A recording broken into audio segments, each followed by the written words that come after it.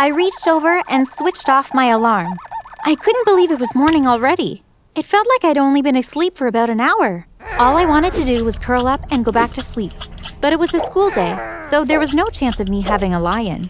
I pushed the bed covers off me and got out of bed. It was my own fault I was feeling so tired. I had stayed up late playing computer games with my friends. I had a quick wash and went downstairs to the kitchen where my mom and dad were eating breakfast. Bye, Mom. I'm off to school. What about your breakfast, Tess? I haven't got time. I'll just grab something on the way. I picked up my school bag and had almost got to the front door when I heard my mom's voice. Don't forget to put your mask on. I sighed and rolled my eyes. Okay, Mom. I picked up my fake face mask and put it on. Hey, but before I continue, don't forget to like and subscribe.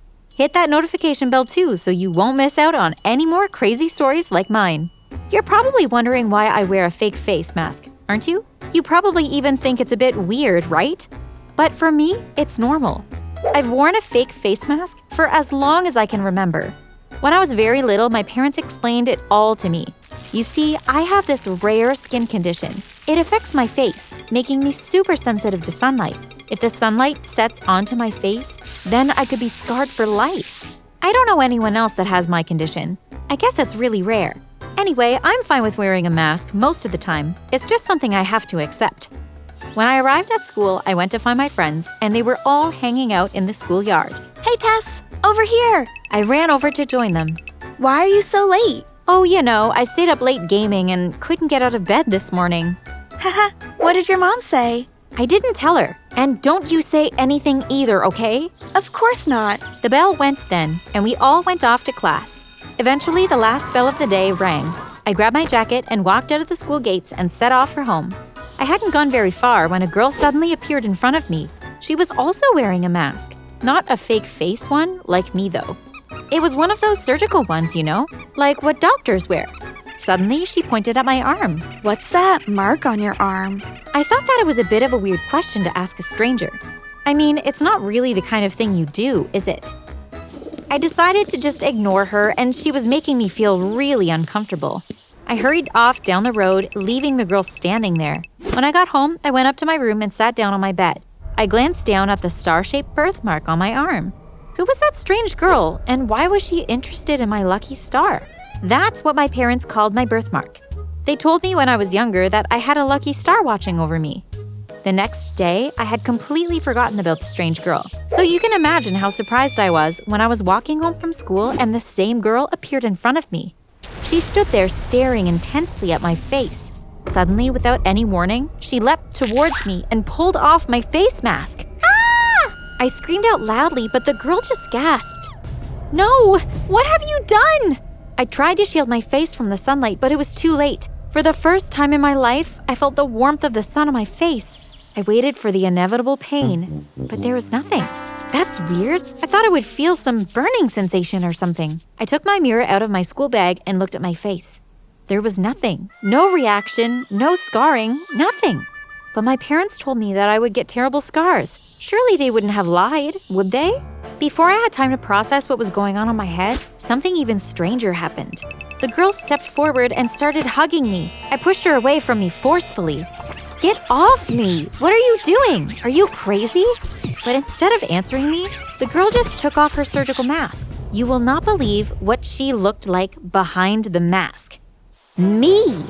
Yep, that's right. She looked exactly the same as me. I was absolutely speechless. I just stood there staring at her, not saying a word. The girl opened her mouth and was about to say something when I suddenly heard the screech of tires and a car pulled up beside the two of us. Someone opened the car door, grabbed hold of the girl, and pulled her inside. Before I knew it, the car had driven off and I was left standing there all alone. That's when I really started to panic. I'm not sure if it was the shock of seeing the girl's face or the fact that I had just witnessed a kidnapping, but the adrenaline surged through my body and I ran home as fast as I could. As I burst through the front door, panting and gasping for breath, I tried to explain everything to my parents. Someone kidnapped a girl in front of me. Wait a minute. Slow down. You're not making any sense. Now, take a deep breath and start at the beginning. I calmed myself down and told my parents the whole story. Well, actually, not the whole story.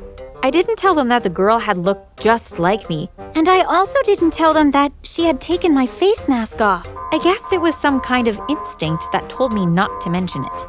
Well, that certainly does sound very serious. We should call the police and tell them. My dad went through to the lounge and made the call. I could hear him telling the police everything that I had told him. Yes, of course, officer. If she remembers any more details, I'll be sure to let you know. My dad came back through to me and my mom. They haven't had any reports of a missing person, but they're going to look into it. I really hope they find her. I'm sure they will. Don't you give it another thought. Okay, Dad. But I couldn't do what my dad had said. All I could think about was the girl's face. I felt so guilty knowing that someone who looked just like me had been kidnapped. I mean, if she hadn't seen me, maybe she wouldn't have been kidnapped. I decided that I was going to do some investigating on my own. That night, I wrote down every single detail of what had happened, and the following day, I spent every spare minute reading through my notes. Surely there must be some clue here. There must be something to help me find the girl. My eyes hovered over where I had written the make and model of the car. It's weird, but there's something about that car that seemed familiar. I'm sure I've seen it somewhere before, but I couldn't for the life of me remember where I knew the car from. It was only when I was walking home from school and I turned the corner into our street that I remembered. Of course! How could I not have remembered before? The car looks identical to our neighbor's car. When I got home, I called the police immediately. I think I know who kidnapped the girl. Who? Our next door neighbor. What makes you say that? It's the car. Their car is the one that the kidnappers were driving. Thank you. We will send someone around to speak with them. The police did send a couple of officers to speak to our neighbors, but unfortunately, they had a tight-knit alibi. They had been at their cousin's birthday party at the time of the kidnapping. They had more than 20 witnesses that could testify for them. There was no way that it could have been them that had committed the kidnapping. Before the officers left, they asked to take a look inside the car. As soon as they opened the back door, my heart skipped a beat and my blood ran cold. There, on the back seat, was my mother's earring. I would recognize it anywhere. I quickly grabbed it and shoved it into my pocket before the officers had a chance to see it. Well, there doesn't seem to be anything inside the car that would help us. I think we have to accept that your neighbors are innocent. Yes, it does seem that way. Sorry if I wasted your time. Don't worry about it. If you think of anything else, let us know. Yes, definitely. The officers drove off and I went back inside our house. I went through to the kitchen where my parents were sitting at the table and took my mom's earring out of my pocket. What's this? It's my earring. Where did you find it? On the back seat of our neighbor's car. Oh, yes. I must have left it there the day I went. Don't even bother trying to deny it. I can see the guilt all over your faces. What are you talking about, Tess? Don't treat me like a child. I know you had something to do with the kidnapping. I demand to know the truth. Okay. You're right. It was us. Even though I had felt pretty certain my parents had been involved, actually hearing them say it out loud came as a bit of a shock.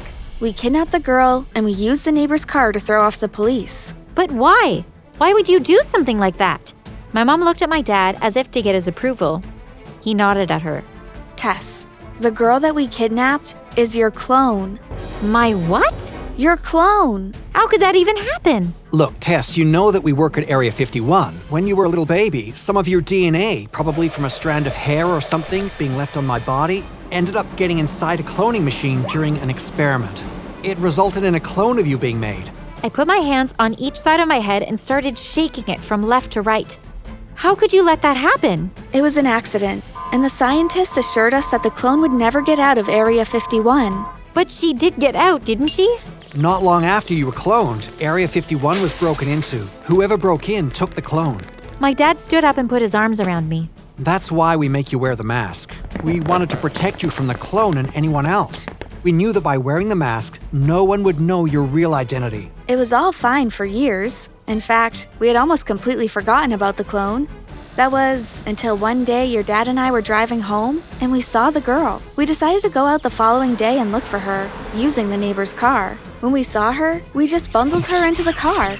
To be honest, we didn't even know it was you talking to her until you came home and told us. So where is she now? We are keeping her at a safe house. It's about an hour from here. I want to go and see her. I want to know that she is safe. Okay, we will take you there. We pulled up outside what seemed like an ordinary house. No one would ever suspect someone had been kidnapped and was being held there. My dad unlocked the door and the three of us went inside. As soon as the girl saw me, her face lit up. She almost looked relieved. Are you okay? Yes, I'm fine. Can you tell me what happened at Area 51? Do you mean with the break-in? Yes, why did they take you? The break-in was actually staged. They wanted to make it look like some kind of robbery. Some of the staff working at Area 51 felt sorry for me. They knew what horrors the people working there would subject me to. Continuous experiments, torture, all of that horrid stuff. They rescued me and raised me as their own child. So why did you come looking for me? Because I had always known that there was someone out in the world that looked exactly like me. Curiosity got the better of me, and I decided I would go out and explore the area, try to see if I could find you. Well, you found me. That was just lucky. I would never have recognized you if it wasn't for your birthmark.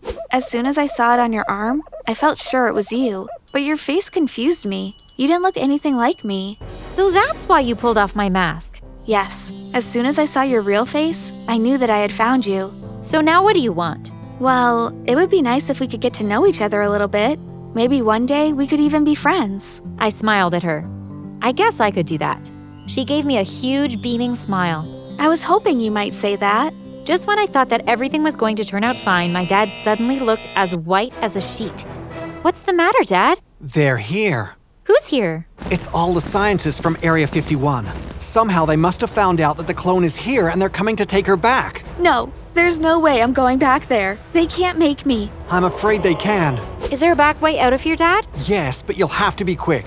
I handed my mask to the girl. Here, put this on. They won't know who you are if they see you. She took the mask from my hand and put it over her face.